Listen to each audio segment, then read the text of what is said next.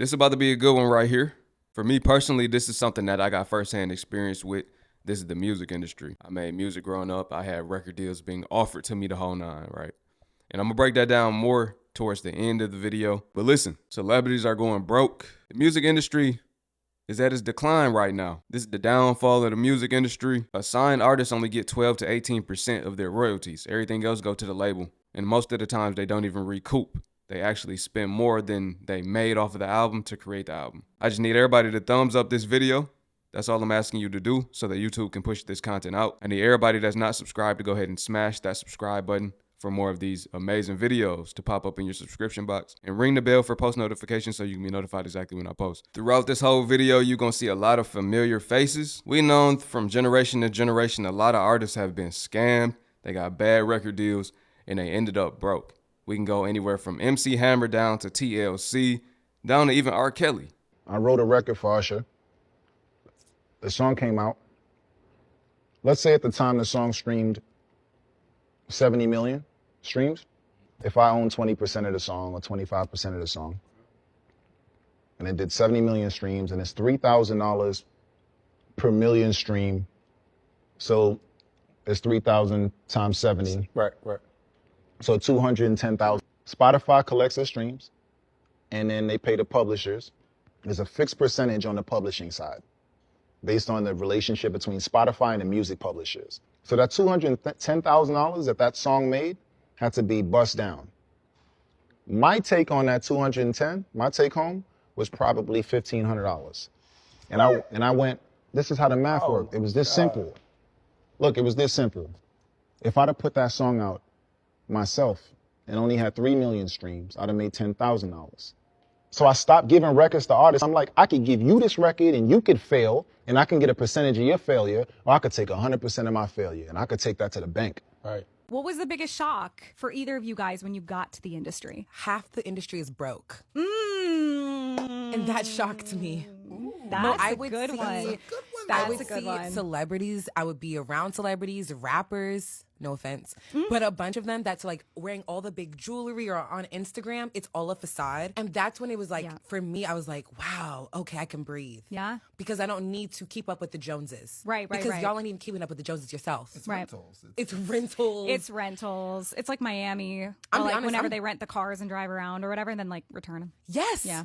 The Lambos. Yeah. It's All the Lambos. Yeah. Or even with jewelry. I think I didn't Yeah. realize a lot of that was that like, oh, they buy these pieces to wear in a music video or at a carpet, and then they take them back to the jeweler. These Yeah. are like their actual pieces when it comes to rap and hip hop culture. That's very true. Because even when I worked in hip hop, it was interesting just to see and hear stuff. Like, and again, not trying to put anybody on blast or whatever. I could name people if you wanted me to, but correct. Like, you never know. But that's the thing is, like, at the end of the day, you do not know. And that's why you cannot look at somebody and be envious Never. over any of this. So let me just tell you something. A record deal is nothing more than a line of credit. It's nothing more than a line of credit. You can go get one yourself. People think when they make it to the label status, when they get signed, that they made it to the big leagues. For a musician, going and getting signed is like going to the NBA or the NFL or the MLB or the NHL.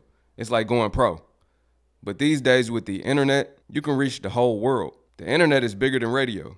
The internet is bigger than a record label. And in actuality, you still got to put the work in after you get signed, like an unsigned artist. The only difference is you have a team. But you won't be top priority unless you're one of their top streaming artists, unless you a Beyonce, unless you a Rihanna, unless you a Chris Brown or something. You see what I'm saying? That's when you're a top priority. Other than that, you still got to build it up from the ground up. The only thing that you really should be doing is running YouTube ads. I've been telling people this for 10 years now. The labels are doing the same thing. They're running YouTube ads, in-stream ads, you know, the little ads that pop up in the corner when you search somebody else. You might search one artist and another artist pop up. They're running ads. What they're doing is growth hacking. Stealing somebody else's fan base. It don't take much to really go viral these days. We seen artists go viral on their own, then they sign a deal, and they never really make no real money. And these days, first week sales are down. Selling 30,000 copies is the new equivalent to selling 1 million first week, like when Lil Wayne did it. 30K is considered good now, but that's really terrible. And then we're seeing a lot of people can't even sell out tours or shows no more. So they just got hype, but they don't got a real fan base because the music not good. There's only a few artists in the game that really make money. So everything you seeing ain't real. You know what I'm saying? That was the first time somebody's put me on game when it comes to the entertainment business. You know, I wrote raps, I wrote verses, I wrote songs for over a decade and had never earned a penny. And of course, How long you wrote for? Over a decade. So today, Ray Daniels tweeted that about 50 artists and label execs were laid off from Atlantic Records. And I can't even lie, I kind of saw this coming. Now, I'm only speaking from the artist perspective when I say that artists gotta stop chasing record deals. It is no longer valuable. And it's especially no longer valuable when you have tools like TikTok, YouTube, Instagram, social media. As an artist, if you're using these platforms to produce content rather than consume it, you can build your own brand. We are in an age where the labels are gonna have to come to you. We don't live in an age where you make demo tapes and send them off and go to talent shows anymore. That's the 90s, my boy. This the new age. Also understand that you're competing with people like Casanat, Drewskis, the Speeds. These are the people that can command attention. The streamers are the new movie stars. So the best thing an artist can do is become your own brand. So coming out and just pushing your music, yeah, that's fine. You know, and it really only works if you're super, super, super talented or if you have a super huge team behind you. But if you don't, the internet is your best friend.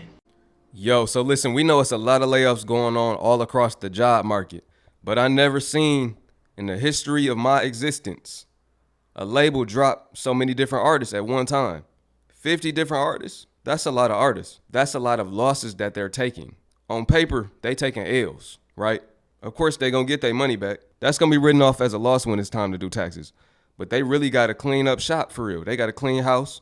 They gotta start fresh. The music industry gonna have to go back to some form of selling physical copies, right?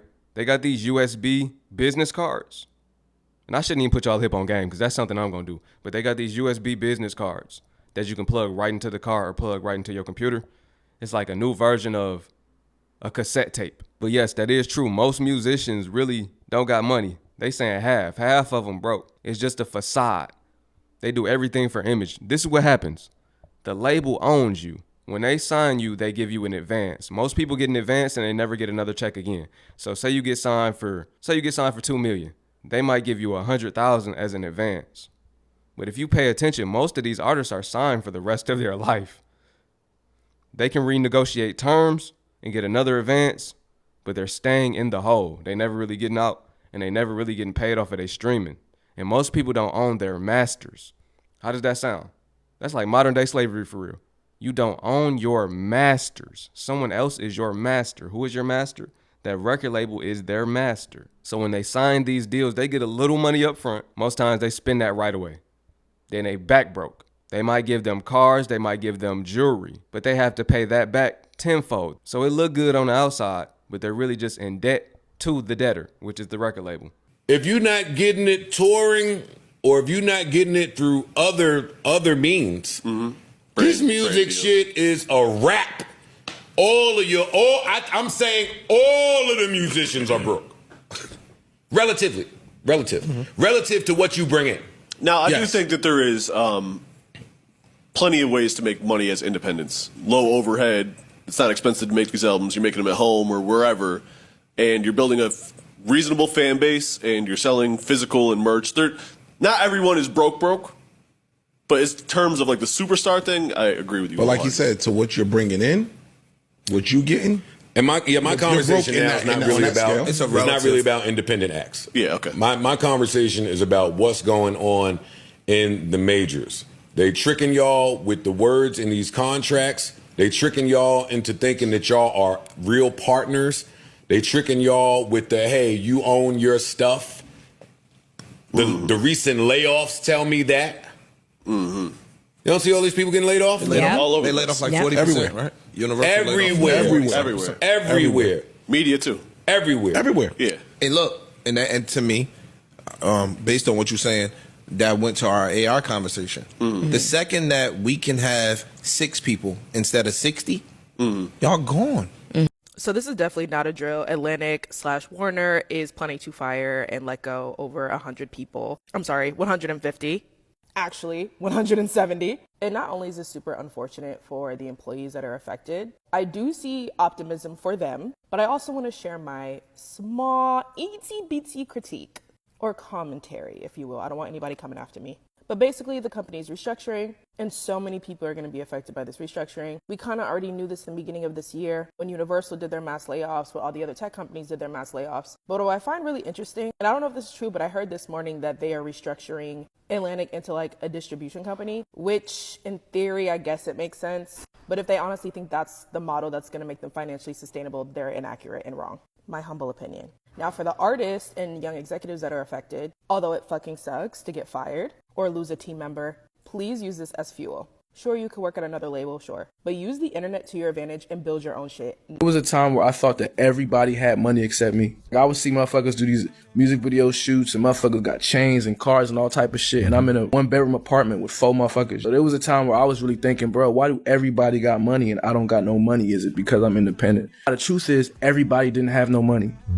But, you know, they don't tell you that because the label job is to make it look like you got some money. We'll give you the car, we're going to give you the cosigns, we're going to put you in the studio with this motherfucker, we're going to have cameras following you around everywhere you go. I was thinking like, damn, everybody getting money but me. But nah, everybody look like they got money except me. Yeah. You know what I'm saying? I got caught up in the layoffs, but it was more of a layup than a layoff for me. Okay. Because I knew this was coming. For you, or you knew it was coming, period? Both. I knew it was coming for me. Last year around this time, I was having issues with my contract, and that's when I was like, something's wrong. Yep. And I was like, let me start setting up my plan A. I've always had a plan A if I had a job. And the plan A was whatever I was hustling for, you know what I'm saying? So if I had a job, if I was a custodian, I was doing something else on the side, you feel me? Yeah, for sure. So it was never one thing that I had all my irons in, you know what I'm saying? So with the music business, it's no different. I have never done every single thing the right way the first time. I'm not perfect or none of that. I've had some ups and downs, but I've had more victories than losses. Google fired its entire YouTube Music team while the employees were in the middle of testifying before the Austin City Council. A group of less than 50 employees were testifying about their unionization efforts when they were informed of their sudden termination. They just laid us all off. Oh. Yeah, they just laid us all off. I guess we just all Our got jobs are ended today, effective immediately. Last year, the YouTube Music team voted to unionize under the Alphabet Workers Union, seeking better pay, benefits, and a flexible return to office policy. However, Google refused to negotiate, arguing that because the employees are contractors, their contractor Cognizant is responsible for bargaining. But the National Labor Relations Board ruled that Google and Cognizant are joint employers of the YouTube Music team. And the NLRB said that Google's refusal to bargain with the YouTube Music workers is illegal. Still, in a statement to Fortune, a spokesperson for Google claims the Austin-based workers are not Google employees, saying Cognizant is responsible for them. Google also denied that it fired the workers, saying this was a routine end of contract that was agreed on with Cognizant. But the workers say the termination was a surprise, and many feel as if they could lose their homes due to the sudden and unexpected layoff. Even YouTube Music doing layoffs. Spotify had the layoff. Pretty much everything revolving around the music industry is looking bad. It's looking steep. And I'm gonna just say a lot of these rappers, they was looking like they was balling. But when I see, if you pay attention, people not rocking those big old chains no more. Now they rocking beads. Now they rocking those little tiny chains. People had to pawn their jewelry. We seeing the musicians try to get into e-commerce. We seeing them try to come up with their own clothing brands. We seeing them try to diversify. They're trying to get into different business endeavors. And for the stupid ones like Fetty Wap and Pee Wee Longway, we seeing them go back to the trap. We seeing them catch years. Pee Wee just got caught with like over $200 million worth of drugs. He done. He about to do life. I ain't gonna hold you. He done. What they got caught with, it's over. We seeing rappers like Lil Baby, T.I., 2 Chainz and them trying to open restaurant. And that's just to name a few. It's a lot more. That tell you everything you need to know. I'm really starting to think that the music industry and the celebs that are in it have been fooling us all this time. I do not think any of them have money at all. I mean, cash poor type shit. And there's a good reason for that. People like Gucci and Christian Dior and Louis Vuitton, they are the Rolex and the Bentleys of the fashion industry. So they do not need a celebrity to showcase their latest design to sell it. They don't. So when you see these rappers and singers and stuff in the music industry showing their clothes and their houses and all that stuff, I really think they're getting all that stuff on credit. In the music industry, it's like, you work for me, we give you all these gifts. Why do you think so many people are in some real fucked up contracts right now? And also, in our community, We always talk about if we had millions of dollars, how we would buy up the block, how we would help our people and stuff. And you don't see them doing that. And people think it's because they're selfish. No, I think it's because they are cash poor and they really cannot help you. It brings me to this. The music industry is very successful in creating images into demeaning us in every single way, and they profit and make lots of money off of that, and we buy into that every time we support them.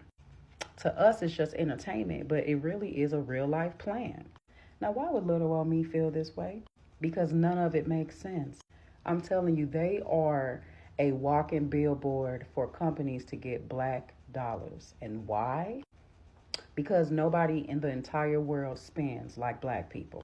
No matter how broke we are, no matter if the rent needs to get paid, nothing matters when it comes to us getting them dollars to look good and to look like we also have the celebrity lifestyle. Like, it's all a plan, all of it. It's so you can be broke, so they can get the cash from you that they're not getting. Now, I know that may sound crazy, but I was thinking about that last night. I'm like, something just is not right here. And then when you think of C-list and D-list rappers and stuff like that, it's not that their music is trash. They try to make it seem like, oh, they just aren't relevant anymore. No, the talent is still there and always have been. The problem is if a brand isn't able to use them to further push whatever agenda they got going on, none of us black folks is going to want to buy into whatever that rapper or whoever, whatever they're selling. If they cannot use you, they don't want you. And I think that time tells us, even with the government, if they cannot use you, you do not have nothing to give them at all. You serve them no purpose. So once again, these companies are the Bentley and Rolexes of the entertainment world and the fashion world and all of the government. They do not need no advertisement.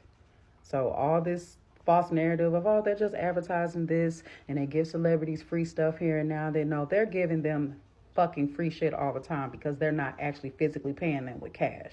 They're getting our black dollars. Let that sit. So in short, the music industry and celebs and designer brands are in cahoots with each other to make it look like they're getting money to buy those expensive things, but it's really just a marketing plan to take our money. Nobody spend money like black people. Peace. But I'm out of the music industry because ain't no money in the music industry. And I know people might get mad and trip, but I'm just saying, y'all know it's a lot of things that we used to do. It ain't no money, and you know it done tapped out. They trying to figure out how to make money off of streams. When Snoop put a post up, said, man, I sold 1 billion streams. I only made this little money. Where the millions at? We knew where our money from because we had tangible goods. And that's why I got into the product game. We could actually have tangible goods. I told people all the time, product outweighs talent. Product gonna be around when we not here. Michael Jordan is still successful because of the shoes, not because of him shooting balls into the hoop. That been over. Especially if you're signed to a label, you can't control your release dates or when things get released. Also, musicians don't make a lot of money in the music industry. That's why you see a lot of people, they have brand deals and brand sponsorships. That's where the coin comes from in touring. But like music itself, you're actually losing money. I learned this because I would produce systemized records. Producers outside will get paid a huge lump sum, but because I would produce systemized records, I couldn't get paid because I was the producer within the group. I don't know if it changed within Grammys, but you know, like how they have producer of the year. I learned it from Imogene Heap because, you know, she produces a lot of her stuff. So does Grimes, so does Bjork. They couldn't be contenders for producer of the year because they were the ones producing their own bodies of work and not for others. And notice how those are just the women I named. They sign you $3 million, 5 albums, but your album term might say you can't drop an album for 9 to 12 months. So if we do the math, that's some years. That's years, 4 years, 4 or 5 years, maybe even 6 years, because the average artist ain't just finna drop no album exactly on the 9 months. So it's still gonna be a stretch. You're creating, and then while that's going on, they still gotta spend the money into you. So it's doubling down. So it's like, most artists, you don't see no check from the label, but the one that you sign. Rap ain't where it used to be. Sales ain't selling no more. Fucking, like, motherfuckers is not buying tickets like that no more to come to them concerts. Like, you feel me? The economy fucked up. Like, what? and these people want you to hold music. This shit fucked up out here. I do rap. If you go on the DSPs like Apple Music, Spotify, all of those places, and you look at where my projects is listed under, like what genre they listed under, they all listed under hip hop and rap. Yeah, I got a solid fan base. And that's the thing too, like, I won't lie, y'all. Like, that's another thing I'll tell y'all. Like, the economy is so fucked up that, like, it's so many people going out on tour in October. I gotta see if I'm even able to go out on tour in October. Like, you feel me? Or whenever we supposed to go out. Like, I gotta see, cause this shit fucked up out here. Like, everybody don't got it right now. You heard? Everybody don't got it. The world fucked up. People don't got it. I want to be able to, you know what I mean? Like, but y'all got my word. Like, when I do go out on tour, I'm going to put my tickets as low as I can for y'all. That way it's fair for y'all and fair for me. You know, fair for everybody that got it. But I'm going to put my tickets as low as I can for y'all, because I know how the economy is. All right? Shit ain't the best right now. Everybody don't got it. Listen, if you do a quick Google search, you will see most musicians that were supposed to go out on tour had to cancel their tour. We talking about Taylor Swift, Sexy Red. We talking about Lauryn Hill. Pretty much everybody that was supposed to go out on tour, we seen them have to cancel dates or cancel the whole entire thing. That's because people not buying tickets. People really got to spend money on themselves. They don't got no additional money to spend on wants or things that's not deemed necessary right now or essential. Remember, we learned that word during the pandemic, essential.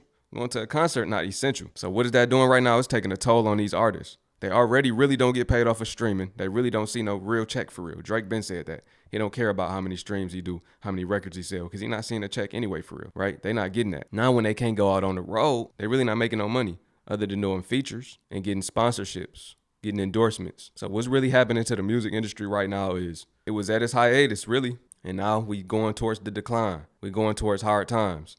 The music industry, film industry, the whole nine. I'm going to tell you where the labels went wrong. When they stopped doing artist development.